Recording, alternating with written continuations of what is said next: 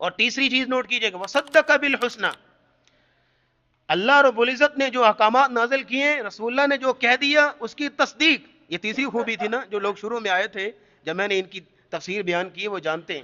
تیسری خوبی وصدق بالحسنى، تصدیق کی. اللہ اور اس کے رسول کی طرف سے جو بھی احکامات آ گئے، تعلیمات آ گئیں، فوراً جو ہے وہ قبول کر لیا.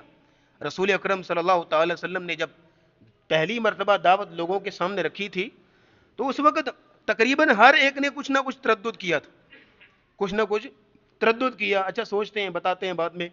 لیکن ابوبکر صدیق رضی اللہ تعالیٰ عنہ جیسی شخصیت کہ پہلی مرتبہ رسول اللہ صلی اللہ علیہ وسلم نے ان کے سامنے بات رکھی، انہوں نے فوراً تسلیم کر لیا.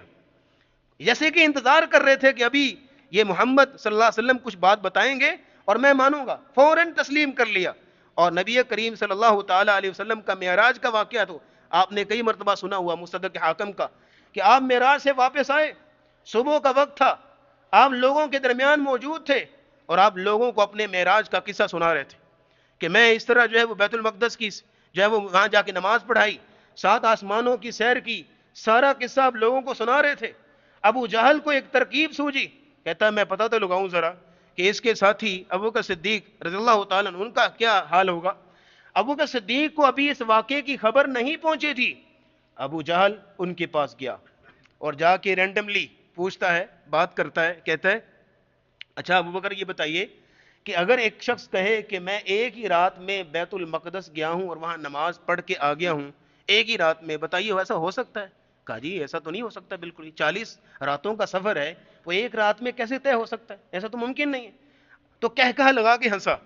اور دوسری بات جو ہے نا کہنے لگا، اگلی بات کہتا ہے اچھا یہ بتائیے کہ اگر کوئی شخص کہے کہ میں نے جو ہے وہ 7 آسمانوں کی سیر کی ہے اور جنت جہنم جو ہے وہ سارا پھر پھرا کے آ گیا ہوں، ایسا ہو سکتا ہے؟ کہا ایسا بھی نہیں ہو سکتا، کیسے سیر ہو سکتی ہے، یہ تو ممکن نہیں ہے.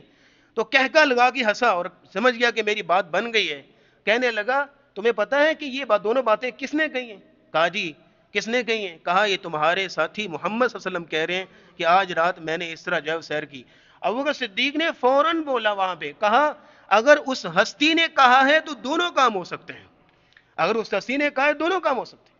یہ ہے ایمان بالغیب کہ اللہ اور اس کے رسول کا جو حکم آ گیا، رسول اللہ نے جو بات بیان کر دی فوراً اس کو جو ہے وہ من وعن تسلیم کر لیا.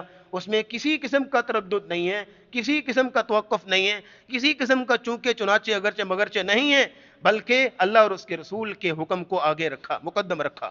یہ ہے وہ صدق بالحسنى.